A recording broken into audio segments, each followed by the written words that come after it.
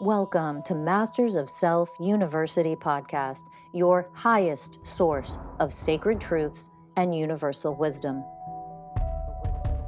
Hello, beautiful souls. I'm Rachel Fiori, mystic, spiritual teacher, psychic healer, and founder of Masters of Self University.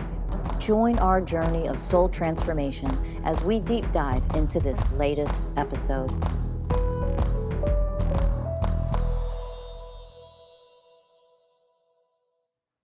On Saturday, September 17th, we're going to be holding the Divine Heart of Man free workshop. This is going to be an energetic workshop for anyone out there, any men out there that are really interested in seeing what it is that we do, what it is that we offer here at MSU.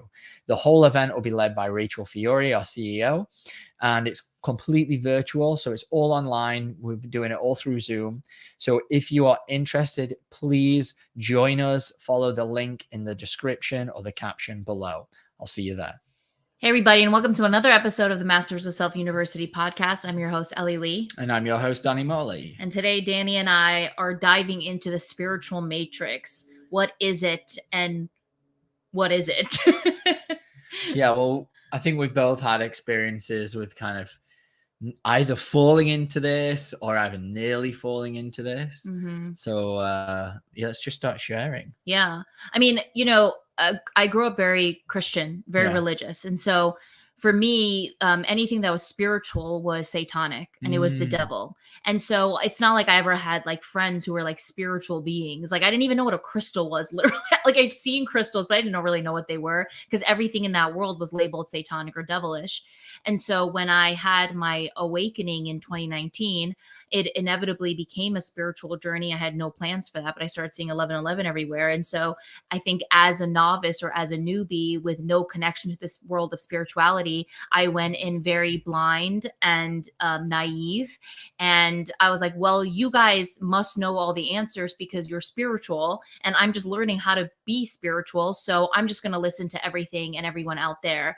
And I got duped and played and sucked into a lot of things that looking back, I had to go into that journey of seeing what I don't want to be a part of and what I'm not. And I think the thing about me that I really like, thank God, is that I can always feel when something don't feel right. And I'm not easily swayed because I can feel my soul going, they want you to turn left, but you got to turn right. And I always follow that. So, but I've had a lot of close encounters of being really raptured and taken in the world of spirituality because I thought that they were right and I needed to know the answer. So I was constantly looking to everybody that I met on my journey for what's the answer. And I always thought that they knew better.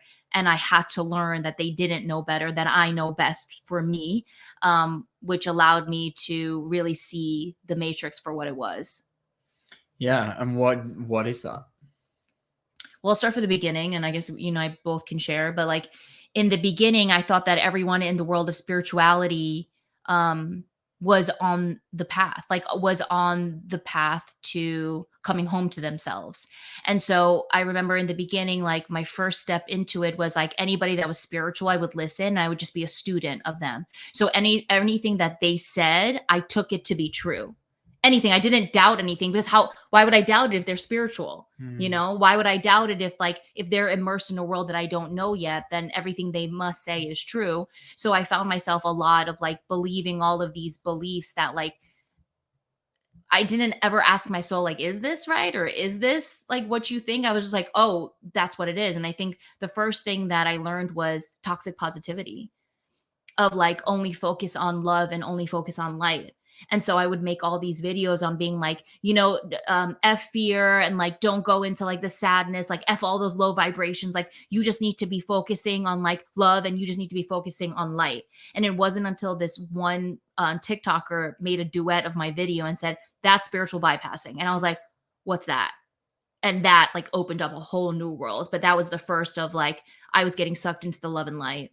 Yeah, I saw a really good video by Matthias Stefano the other day talking about when we raise our vibration, it's never to get out of the lower vibrations. And I think that's a common misconception of like, what it means to raise your vibration. It isn't about escaping the lower vibrations. It's about raising it to a place that you can feel all of the vibrations. You can feel the shame, the guilt, the fear, whatever it is, from your heart, from a place of oneness. And when we can do that, that's when the alchemy, that's when the energetic entrainment, that's when the transformation actually happens. And it's easy at the beginning when you're first dipping your toe into this world, I think, to hear raise your vibration, and to, because we're in duality, it's like, well, that means fear, and anything low vibration is bad, and love and light is good. Yeah. Whereas the more that you do this work and the more that you kind of truly awaken, it's like, oh, well, a powerful being loves it all. Yep. And chooses the higher vibration, but can be in that, whatever it might be, that's low, and bring it up. Yes. And that's the process of alchemy. Yeah. What was your first? Yeah, what? Like entrance into the spiritual matrix. I was, let me think, the first was probably in Asia. And I just had a really dark night of the soul. Spoke about a lot on this podcast. Drank, did recreational drugs way too much on the full moon party in Thailand. And then the next day woke up, was not the same. Everything was grey, very deep and dark depression, which lasted many years. And while I was there in Asia, it was, okay, I need to start looking for answers. So it was yoga. That was the first thing. It was starting to look for yoga. And the people that I met while I was traveling, you know, that is a place where this matrix really is alive, is like, you know, let go of everything, be free and travel, and, you know, wear the yoga pants and do all that. And I personally, be free of the systems. Exactly.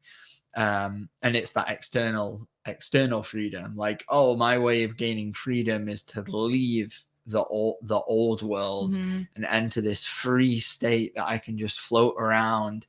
And it's very enticing to someone who like had lived in like the 3D for all his life. Like, oh wow, look at all these free people. Everyone's like hanging out, smoking weed, wearing flowy dresses, cuddling together, which we'll get into, I'm sure, at some point. Breaking that whole part down of the spirituality scene. But yeah, it was seeing all these like what I thought at the time was free individuals. And everyone was wearing like similar clothes and similar speaking language. The same, yeah. And I started thinking, oh, I need to like start doing all that if I gotta go to yoga every day. And I love yoga, and I think yoga is a fantastic practice tool, whatever you want to call it. But doing yoga physically in your body every day doesn't mean you're authentically awakening to the programs that you run, where you're not showing up as a loving being, and you're not actually doing the real work to transform that darkness, that pain, back into light. And that's, I think, where I started getting lost, was like seeing these people. I could feel they were on like a different wavelength, a different place to me. And that made me feel like, oh, I'm like a little bit inferior, and that I don't fit in. And I needed to kind of change the way I look, maybe grow my hair long, do all of these things, wear crystals, you know, do all these things to be a spiritual person. Right. And that's obviously, I've realized in the last couple of years, that's not the case at all. Yeah. And the thing that I went into after the whole like toxic positivity thing was, then I started getting like really sucked into like other dimensional beings. And so I got into like the Pleiadians and the Octurians and all of these things. And I started not wanting to not be a human being. So what I got sucked into is F this human experience. I want to be in other dimensions, and I want to be with other people who are in other dimensions. So I like joined all of these things where it was like, channeling the Palladians and like, anchoring, this and that, and like being of and out of this world. And I would make all these videos of like not wanting to be here and not wanting to have this experience and wanting to like be back in the cosmos and all of these things.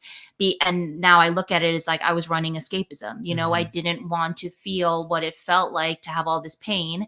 And so I got entranced by, well, if I can just like see that, like, I'm not from here, I said, like, I'm not from here, like I'm from someplace else. I was like, yeah, we all are, like, we're divine beings, but I was getting sucked into that because I didn't want to be a part of the human experience, which is like contradictory because I'm here to have a human experience. Yeah, right. But I got sucked into all of that too. Yeah, and I mean, I love watching Me too shows on it, listening to channels, but it's one thing it's the energy that you come from, right? Which is what we always talk about. It's one thing to watch a show about like the Arcturians, Palladians, kind of understand, yeah, with probably other life out there where we come from, but then to completely like get out of your humanness, and get lost in that world, that's where there's a tricky line, right? And when I'd be surrounded by these people, I would look at them and be like, okay, so they're all dressed like they're from the cosmos, and like they're all talking like that they're from the cosmos. I guess that's what I have to do to be a part of this. And then I heard my soul going, you ain't doing that. I was like, oh, okay. So that was like a big lesson for me to learn of like, okay, hold on. I'm not an Arcturian. I'm a human having experience right now. And so I had to walk away from that part too, because I was getting really wrapped up in all of that. Yeah. Just reminded me of something. Keep going. Yeah. And then it's so funny. Like I can really look at my journey in all of these different sectors. And the next thing was like the introduction of psychics into my life. All of a sudden, I made all of these friends who are psychics. And I was like, this is awesome. This is cool. This is great for me. Like now I get to be surrounded by people who can like channel, and like, I had one friend who was channeling Archangel Michael. And then I had another friend who, was channeling another ascended master and like Mary Magdalene, all this stuff. And I'm like, okay, great. Like this is it. This is what it is. And like, I got super obsessed with that. And I ended up putting all of these psychic friends on a pedestal. So I ran superiority because I was running inferiority. I made them superior than me, which then they had all this power over me, because to me, I was like, well, I'm just like a weak nothing and I don't channel anything and I'm not a psychic. And the hard lesson that I learned from all of those friendships is it don't matter if you're psychic. If you're not healing and if you're not going into yourself, like all of that stuff will be muddled and it will be filtered through whatever unhealed stuff is in there. And that was a rude awakening for me. And I lost a lot of friendships through that, unfortunately. But I had to experience that to know, like, Ellie, that was a lesson in stop giving your power away to other people, period. Like, stop. That seems to be, that was like similar to the first share, right? Toxic positivity. Yeah, I guess it's a running theme. That's your theme, right? It's my theme. Stop giving your power. And we all do it. Yeah. Like, it's the same thing with me. Like I was looking for acceptance rather than like giving my power away. I just want to be accepted by this group. I want to fit in. I just want to fit in. That was always my thing. I just want to fit in. Yeah. And I'll wear the beads. I'll do whatever. I'll do what I've got to do to fit in. Yeah. I wanted to be, and that for me as well, I think growing up, I didn't grow up very religious at all. There was a little bit of religion in my like primary, elementary school, but for the most part, I was always kind of like, I don't really know what to believe. I didn't believe in religion. There was no one that had like a deep spiritual influence. So spirituality to me was like very elusive, mystical, right? Which is the word that we want to get into shortly, is like, what is the path we're on now? What is the mystical path? So to me, everything felt like, oh, it's like special and magical.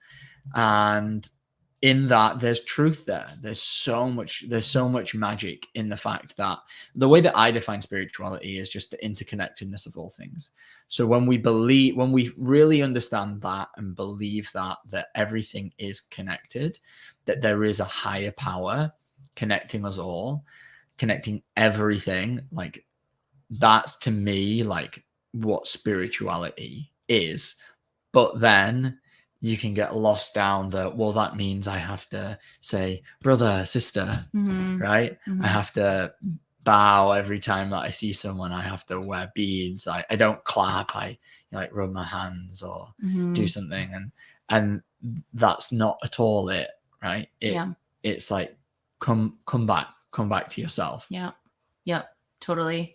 And me too. I just wanted to fit in. I felt like this spiritual awakening was like, finally I can meet people in a group that I can belong to.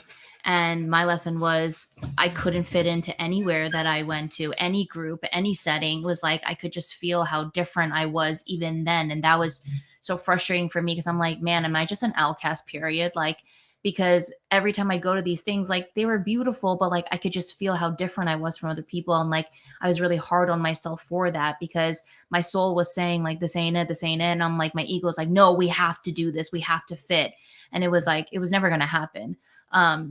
Another thing that, I've had a journey with this, but like another thing is like, I got into like plant medicine. I've only been to one plant medicine. So I'm acting like I did ayahuasca every week, but I did peyote for 3 days and I was like surrounded by all these like shamans and all these people. And I was like, oh, this is it. I'm like, they have all the answers. Yeah. They are so connected and I need to be a part of this tribe and I need to follow them everywhere and all of these things.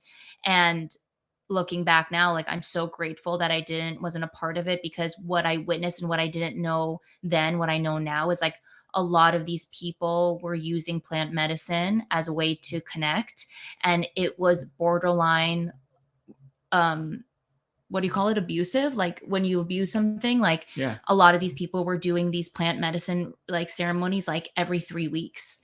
And it like, I thought that was the answer, because they would have these like magnificent, like fantastical out of body experiences. And like, when I did peyote, I didn't experience anything. Like I was watching all these people. I'm like, why is nothing happening to me? And then that was another form of like, man, like maybe you're just not cut out for any of this.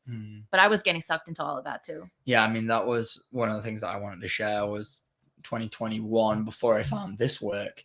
I went to Peru. I've talked about before on this podcast and did a 2-week ayahuasca retreat. And it was really good. I really enjoyed the time. It was challenging. Didn't have any like super like crazy experiences on the medicine. But it was definitely transformational to some level because it allowed me really the time to sit with myself in a little bamboo hut in the middle of the jungle for a couple of weeks. And I saw a lot came up, but I wasn't never given the tools on what to do with when stuff came up. And this was one of the really interesting things about that experience that I look back on. It's like they put you in this experience and it's just kind of like, this is what I felt. I was like, okay, good luck. Yeah. And it's not that they are withholding things from you. It's not like they're like doing this on purpose to make you suffer. It's that nobody knows. That's why everyone's going out to the Amazon to search for something because they haven't found it yet. Right. I was there because I didn't know, and I'm going to people that can maybe help me. But when you give all of your power away to a medicine, you clearly don't know. You haven't found your own power yet. So I went there and it was difficult the whole time. It was me working through things, but without like the actual ability to connect to myself, to connect to my heart center, to like actually start transforming what was coming up. Like I didn't know that then. I didn't understand that then. And it meant that the only place that I was getting my power from and where everyone on the retreat was getting their power from was from outside of themselves, from this medicine. That's not to say don't do this. It's not to say don't go and do one of these retreats. If it's calling you, go for it. Yeah. Like that's your journey. We're just here to kind of like share what we experience. And it was the same thing there of like, I did what you did. I put everyone, like the facilitators that were doing this medicine work. I put everyone as like, wow, they're way above me. Yeah. And they dress a certain way, they talk a certain lingo. Yeah. I'm like, oh man, I've got a long way to go. Yeah. And I was, while you were talking, I remember too, like when I was at this plant medicine retreat, the shaman found out I was on antidepressants, and she basically was like, she gave me like a little bit of peyote, and she was like, get off of those immediately and take this and you'll be better. And so I did. And it was awful. I spiraled so hard. I went into a deep, dark night of the soul, like a deep depression. And I had to get back on the antidepressants and more, because I know she was probably coming from a place of like, those things are so toxic. And Yeah. I was also in a place of like, I'm so weak that I need help. And like, I'll listen to anybody, especially a shaman. Right. And that was a lesson in, what the hell are you doing, Ellie? Like, there was no responsibility. There was no, like how to move myself through like getting off of these things after I've been on them for like 17 years. Like, there was nothing. And it was so irresponsible on her part, on my part. And that was a huge lesson in like, you don't need to listen to other people. Like, look what you're running right now. They don't know everything. They don't know. Okay. You know, and you know that you weren't ready to go on those things, but I was just so desperate, and I was just reaching for anything to make me feel better, to make me stronger, to make me enlightened. And I got really lost in that. Yeah. No, it was hard. I mean, yeah, I can only imagine When you're in that place of like powerlessness, right? And you're looking for help, you're looking for guidance, you're looking for answers, and you find someone that gives you an answer and then you follow it. Like, yeah, of course you're going to do that.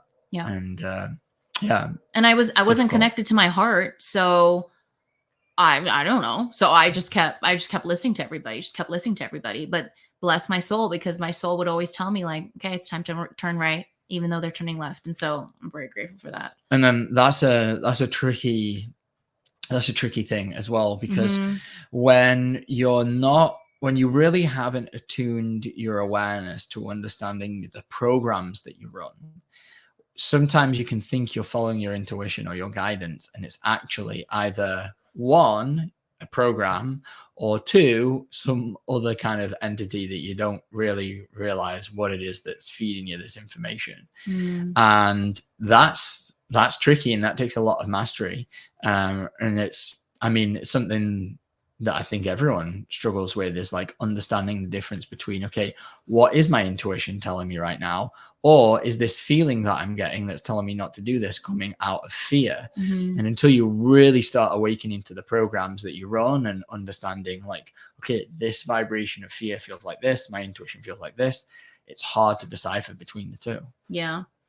And I think, yeah, it totally is. And I think the final thing for me was like the hay in the straw stack. No, that's not the phrase. There you go. Thank you. Sorry, I'm really horrible with phrases, but I don't even know if that pertains to what I'm going to talk about. But this was the cherry on the cake. There you go. I went on a women's retreat with very popular, well-known spiritual figures, let's say, in the spiritual world, and all of them were there. All the players were there. And I went in, and I remember walking into a room full of like 100 women. And I turned to my one friend that I made there, and I said, did it say on the pamphlet that we had to wear a certain thing? And she looked at me, she's like, no. And I was like, then why is everyone wearing the same thing? And I was the only one. She and I were the only ones in a shirt and jeans. And I was like, I'm so confused. And I felt so left out. And I was like, I didn't know we had to dress in this way. Like girls wearing scarves around their heads. People, they were all wearing the same designers. Like I was just like, I didn't know. I had no idea. And that whole 3-day retreat was the beginning of me seeing through the illusions. Everything I experienced in that weekend, my mind was like, wait, what's going on here? And that was the first time that I started to see through it all. Yeah. And yeah, it's a great topic. Because we've had an experience recently of going to an event like this and seeing how, wow, like everyone's wearing the same thing, and it's very sexualized, sexualized. Yes, a lot of sexuality. Yeah. Which the more that I dive into the deep work, that like sexual piece doesn't come into my divinity. That it's a very interesting thing to witness and observe from a place of more neutrality. Whereas in the past, I've like seen the way that like spiritual or like communities will be very like affectionate towards one another and very cuddly and lots of cuddle parties. And I've always been kind of like, what is that? Mm-hmm. And when you're not kind of really seeing the truth, I'm sure it can be very alluring. Like, oh wow, look, feel all of this connection that everyone's giving me. Everyone's giving me so much attention. Yeah, this is so free. I've been so much in this like rigid third dimensional way, right? Yeah, disconnected, like rigid, and now everyone's, and it's that pendulum swinging, right? It's now everyone's free and connecting and touching and like, and that is the pendulum just of duality, just swinging from one extreme to another extreme. Mm-hmm. And yeah, it's wild to be a part of. And it made you feel what? Uncomfortable? I just felt like this isn't it. None of this really makes sense to me. There was a lot of also like sexuality, like the power of like sexuality and being in all of your sexual energy. And listen, there's nothing wrong with being sexual, and it's a part of the human experience. It's beautiful. Yes. But what I felt was very uncomfortable with how it was being taught to me. And for a hot minute there, I really thought that being sexual and being in my sexual power was the way to my divinity, was the way to source. And so I was like, well, if that's it, then I got to dive into that. And I almost took literally a whole program course on that. And I'm glad I didn't, because that's not what it means to connect to source. It's a beautiful part of the experience that we're here to have, but it's not what they say that it is. And I almost got lost in that because I was so desperate to feel connected. I wanted to feel connected in some way because I was so disconnected from myself. Yeah, there's so many places we could take this part of the conversation. You know, part of the work as a mystical life coach is, especially through the relationship training that we get, is to really start to unpack what are my sexual traumas and sexual fantasies. And wherever our sexual fantasies are, that's often a blueprint to or a roadmap back to some part of ourselves which is wounded. Mm-hmm. So something that I can share, mine was like being attracted to ladyboys in pornography. It's like I could never understand why this part of me was like in there. And the more that I healed and dissolved the shame that was behind just a curiosity as a child, just being a child and being sexually curious when I was younger, not allowing myself to feel that because society, my upbringing, deemed any sort of homosexuality as wrong and bad and shameful. I couldn't even entertain the thought. So as I processed that, it allowed me to dissolve whatever was there. And through healing that part of me, through embracing this child that just was curious, it shifted, and I don't have that sexual urge anymore. Which means what it taught me is like often we have these feelings and we have this part of what we think is us. And sometimes, I'm not saying this is the case for everyone at all. No, that's not what I'm saying. Just using me as an example. But it can be the case that, oh, this sexual urge or desire that you have is just a part of your inner child that's showing up, that just needs love. So when I see a lot of people grouping together and touching each other and like being spiritual and free, the thing that goes through my mind is, oh, I wonder what programs they're running to want that connection from all of these people. And I wonder what it would look like if they started to really tap in and heal that part of them, if they would still want to do that. And everyone's, you know, allowed to do whatever they want to do, especially sexually, like go for it. Mm-hmm. But yeah, could there be a piece there that you could look into and heal? Maybe. Yeah.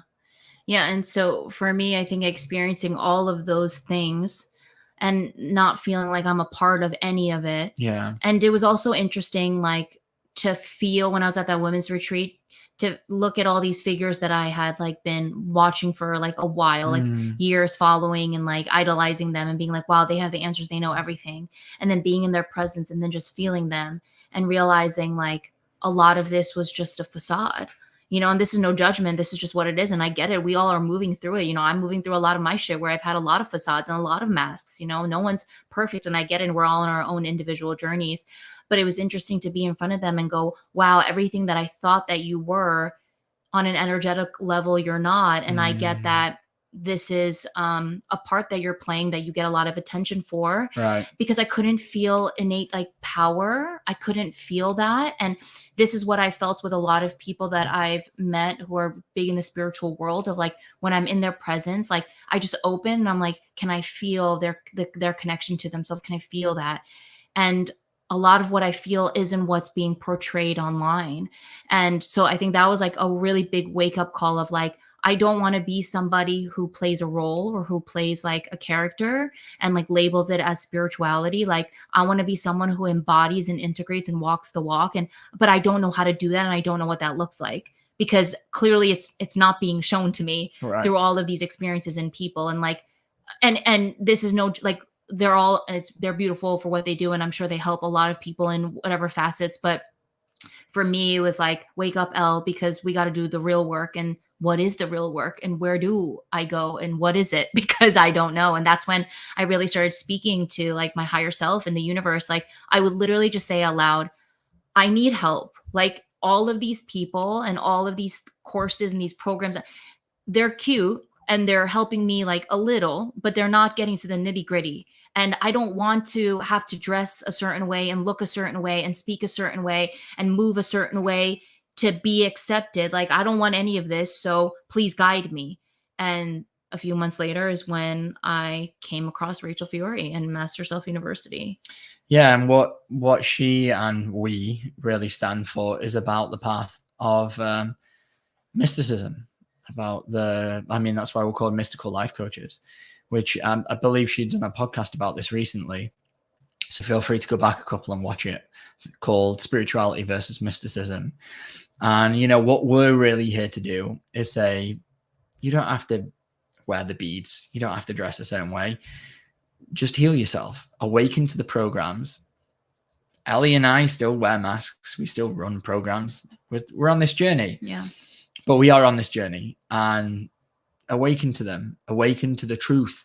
And my master's degree was in leadership, and it focused a lot on authenticity, because to be a good leader, you have to be authentically you. And the more you get in touch with yourself, the more you can lead from that place. And that's exactly what this is like becoming more authentic and staying on this path to heal yourself fully, not getting to a certain level, getting lost in all of the attention in the spiritual world, or getting lost in, we all can gain spiritual egos that, when we start doing this work, it's happened with this work, that, layers that we've had to dissolve of like, oh, well, now I'm doing the real work. No, there it goes again. That's the same spiritual ego that wants to come out.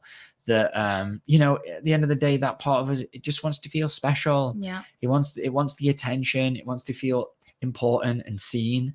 And the more that we can recognize when we're showing up like that, the more we have a real chance of authentically awakening and actually healing in this life, and not getting stuck at that certain level, wearing a spiritual ego in the spiritual matrix. Yeah. It was interesting. I met up with this new friend of mine recently, and he and I were talking, and he was like, I know I don't look spiritual, but I am. And I was like, dude, like, that's got nothing to do with spirituality. He was like, people won't think that I'm spiritual because of the way that I dress. And it's like, oh my God, like, that's what we've gone to, is like, you have to look the part to be the part. And it's like, that's not what spirituality is at all. And in many ways, we have taken that and took a big old poopy on it. And in a lot of ways, it's tainted, and everybody gets grouped into one thing. And when certain people go like, oh, you're like spiritual, and like, you're like in that role. And it's like, no, I do like real, like, hard work on myself. And that's what it means to be spiritual, is like taking divine responsibility over yourself to come back home to like the truth of who you are, which is a divine being of light. Yeah. Beautiful. Yeah. Fantastic. Yeah.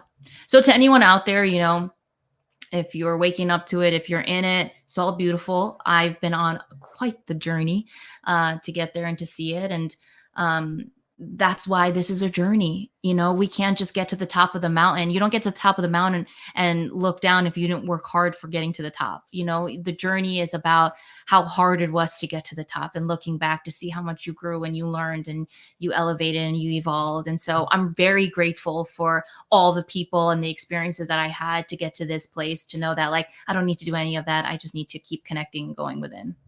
Yeah, let's go. Yeah. So if you enjoyed this podcast, please share it. And if you want to set up a consultation, if you're interested in any of our offerings, any of our coaching programs, join us at Master of Self University. I'll throw a little link on here right now. Yeah. And set up a free consultation with us, and subscribe, share, comment. We'd love to hear from you guys, and join our free Discord community. You can check out Master of Self University to do that. And it's probably in the caption below. Yeah. Yeah. And until next time, thank you so much. Bye, everybody. Bye.